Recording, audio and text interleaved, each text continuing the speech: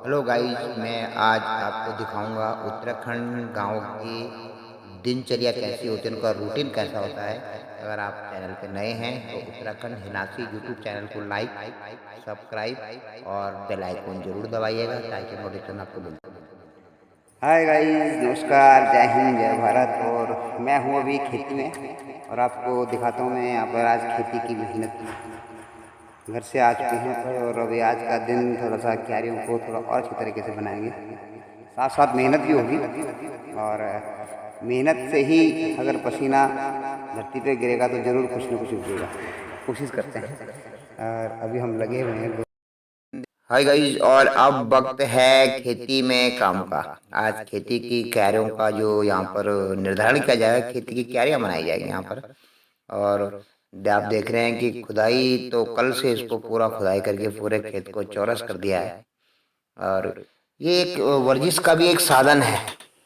आप यूं कहें कि जहाँ पर इस समय इन खेतों में गेहूं हुआ करते थे कभी, और अब गेहूं की फसल इसलिए नहीं हो रही कि जानवर पूरी तरह से इसको बर्बाद कर देते हैं। और तरकारी यहाँ पर हमारी सब्जी वगैरह लगाने का विचार है। और ये बद्री गाय का गोबर हम घर से ही लेके चले हैं। और ये गोबर क्या होता है कि अगर इसमें उर्वरक का काम करेगा ये, तो इसमें किसी प्रकार का भी आपको साइड इफेक्ट नहीं होगा। कोई भी सब्जी आप खाएंगे, जो सब्जी आप शहरों में खाते हैं वहाँ पे गाय का गोबर नहीं डाला जाता है, खाद डाली जाती है, रासायनिक खाद डाली जाती है। जो रासायनिक खाद यूं कहें कि कई प्रकार से शरीर में आदि और व्याधि आपके शरीर में हो जाती है। आप देखते हैं कि गांव के लोग स्वस्थ होते हैं। इसलिए यहाँ पर पहले तो एक पत्ते होते थे, उन पत्तों को डाला जाता था, हरी हरी पत्तियां होती थी उनको भी डाला जाता था। साथ साथ में अभी यहाँ पे गाय का गोबर का हम इस्तेमाल करते हैं, और गाय का गोबर पर्याप्त मात्रा में होता है। तो आज गाय का गोबर लेके आए, पूरे खेत में हमने अभी गाय का गोबर डाल दिया और इसको मिक्सअप कर दिया है पूरा। और ये मिक्सअप करने के बाद पूरा साइड से गोल बना दी जाएगी पानी के लिए नहर, और नहर से पानी इसमें छोड़ दिया जाएगा, क्योंकि यहाँ पे नहर की सुविधा तो है लेकिन सरकार के द्वारा चार दीवारी जो तार की गई है इतनी पर्याप्त मात्रा में नहीं है कि चारों तरफ से जानवर ना आ सकें, और जानवर खेती में नुकसान कर देते हैं। और आप देख पा रहे हैं कि ये कुछ ही इलाके की खेती को ही हमने यहाँ पे तार वाड़ से इसको चारों तरफ से तार वाड़ लगा रखी है इसके, ताकि इसमें कोई जंगली जानवर न घुसे। और ये कुछ ऊंचाई वाली जगह भी है खेत की। और आप देख पा रहे हैं कि यहाँ पे उत्तराखंड का जो गांव का दिनचर्या है, उस दिनचर्या में खेती एक अहम रोल अदा करती है। और यूं कहें कि वह उसके शारीरिक रूप से भी उसको हीलिंग करती है, शारीरिक रूप से भी आदमी को स्वस्थ रखती है।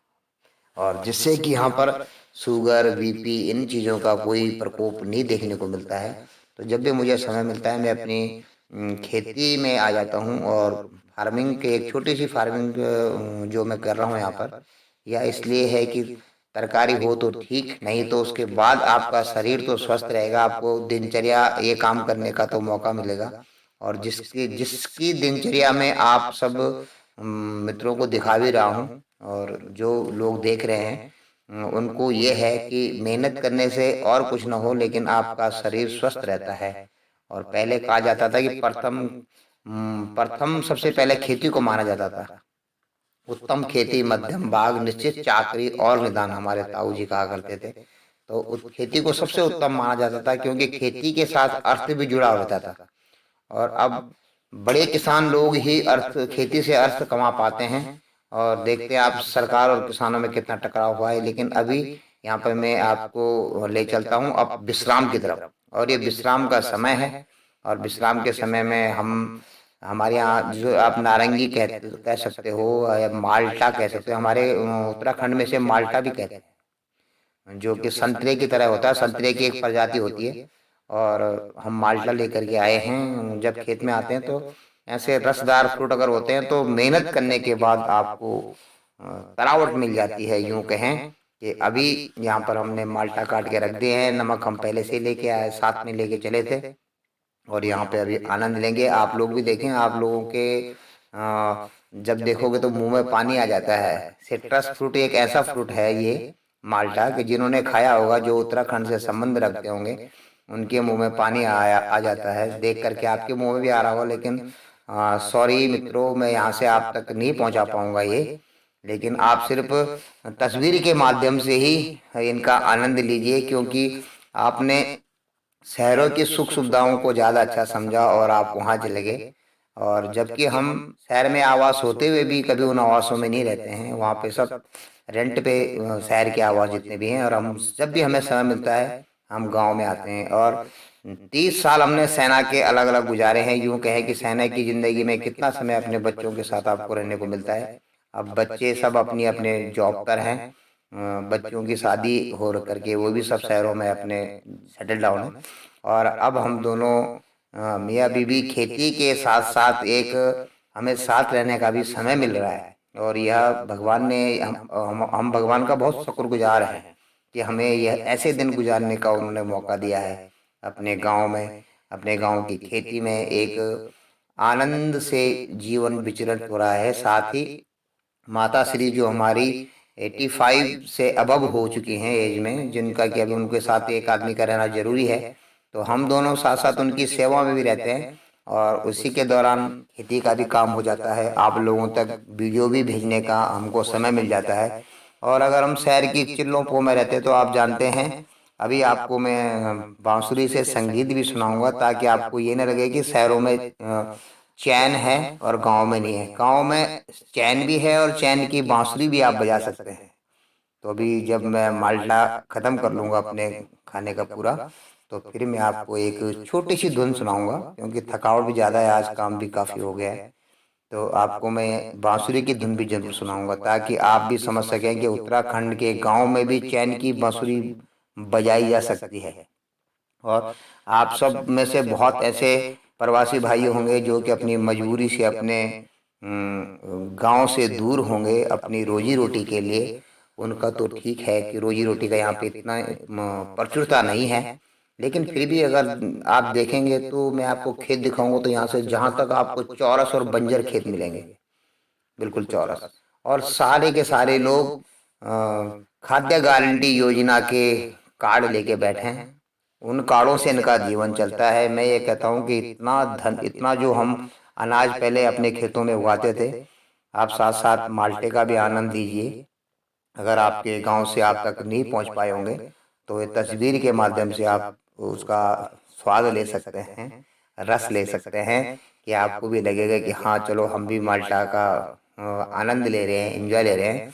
और ये कह रहा था मैं कि आपकी इतनी जो हमारी खेती होती थी गांव की, बटकुलू गांव से, तो वो अब नहीं होती है। तो इतना अतिरिक्त जो भार है यह सरकार के ऊपर ही तो पड़ रहा है, या हमारे देश का ही अनाज तो हम लोग खा रहे हैं। वो कहीं ना कहीं किसी न किसी रूप में सरकार के ऊपर, देश के ऊपर ही यह भार पड़ रहा है। अगर यहाँ भी खेती होती है और सब प्रचुर मात्रा में खेत होता तो हमारे देश के लोग ही उसे खाते और हमारे प्रदेश के वह काम आता।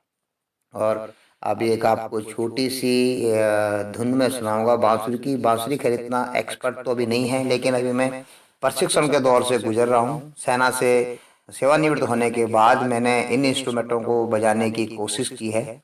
और ऑनलाइन गुरुओं का मैं बहुत बहुत आभार व्यक्त करता हूँ कि मैंने उन लोगों से ही इस चीज़ का, फ्लूट को बजाना सीखा है। कितने प्रकार की फ्लूट होती हैं, कैसे बजती हैं, और आपको भी अच्छी लगे तो आप लोग भी ज़रूर इसका आनंद लें। अभी तो भोजन ज़्यादा हो गया है अभी इतने इसके लिए आप कहते हैं कि चैन की बांसुरी, तो आप लोग भी सुनेगा।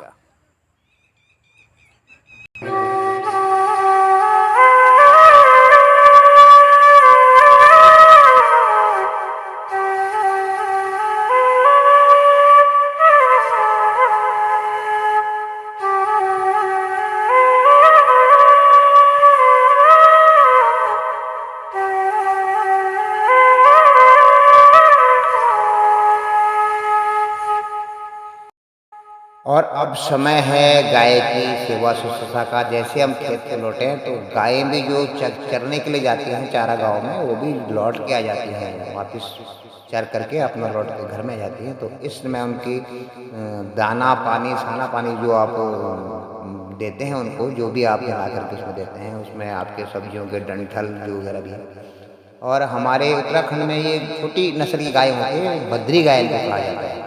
इनका घी आजकल बहुत महंगा बिकता है और पतंजलि में दवाई के रूप में भी इसका इस्तेमाल होता है।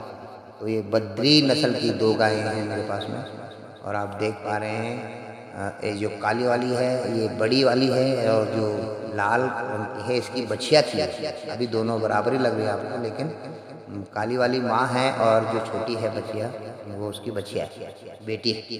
तो दोनों गायों की सेवा हो जाती है और माँ अपने आँखों से देखती है कि ये इनकी सेवा कर रहे हैं या नहीं कर रहे हैं। उनकी से माता की सेवा कम हो चलेगा, लेकिन गायों की सेवा में अगर कोई और कसर रह गई तो फिर वो ये नहीं जानेंगे कि ये सूबेदार साहब हैं या कौन है। फिर उनके लिए सब बराबर है। फिर वो बोलते हैं कि मेरी गायों को आप पूरी तरह से उनकी सेवा शुश्रूषा करोगे।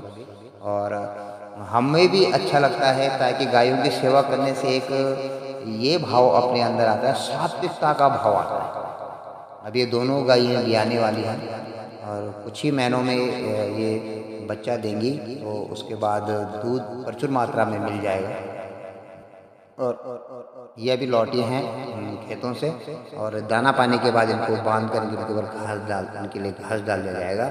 और अब जो नेक्स्ट आ रहा है ये अभी समय आ गया, शाम का समय, अंगीठी का समय हो गया। शाम के समय में आप जानते हैं कि उत्तराखंड की सर्द शामें होती हैं। ये पूस का महीना चल रहा है, पूस के महीने की जो ठंड होती है, तो इस अंगीठी को देख करके मुझे अपने दादी श्री की याद आ जाती है कि जब हमारी दादी होती थी अंगीठी जलती थी तो पूरा गांव एक साथ अंगीठी के चारों तरफ इकट्ठा हो जाता था। सामने आप देख पाएंगे तो मेरी दादी का जो खुद दिख रहा है, एक जो कमरा दिख रहा था, जो कमरा ये वाला कमरा जो आपको दरवाजे दिख रहा है, यहाँ पर दादी यहाँ पे अंगीठी जला देती थी। बाहर उस टाइम पे सीढ़ियाँ नहीं हुआ करती थी और मकान थोड़ा दूसरे तरह पे बना हुआ था और चारों तरफ गांव के लोग बैठ जाते थे और किस्से कहानियाँ, और उनमें फिर कहानियाँ चलनी शुरू हो जाती थी, भूत की कहानी और ये स्थानीय किस्से कहानियाँ यहाँ पर गाई जाती थी, बताया जाता था। और बहुत से प्रबुद्ध आदमी यहाँ पर बैठते थे, विद्वान, अलग अलग प्रकार की चर्चाएँ होती रहती थी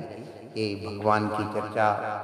और अंगीठी के दौरान ही, अंगीठी सेकने के दौरान ही बहुत सारी बातें हमको सीखने को मिलती हैं। अपने विरासत की जो बातें होती हैं, जो पुरानी बातें होती हैं, ताऊ जी लोगों से हमने सीखी हैं। दादाजी तो खैर हमने देखे नहीं, बहुत पहले ही हमारे दादाजी गुजर गए थे और हमारी दादी ने अकेले ही 5 बेटों और 2 बेटियों को उनका लालन पालन करा। उस टाइम पर दादाजी थोकदार हुआ करते थे, तो अंग्रेजों के समय पर थोकदारी का चलन हुआ करता था और थोकदारी घर तक ही उनका पैसा पहुंचा दिया जाता था। उस टाइम पे अनाज ज़्यादा मात्रा में मिलता था, अनाज, और जो उनका वसूली होता था, उस वसूली को भी लोग घर तक पहुंचा दिया करते थे।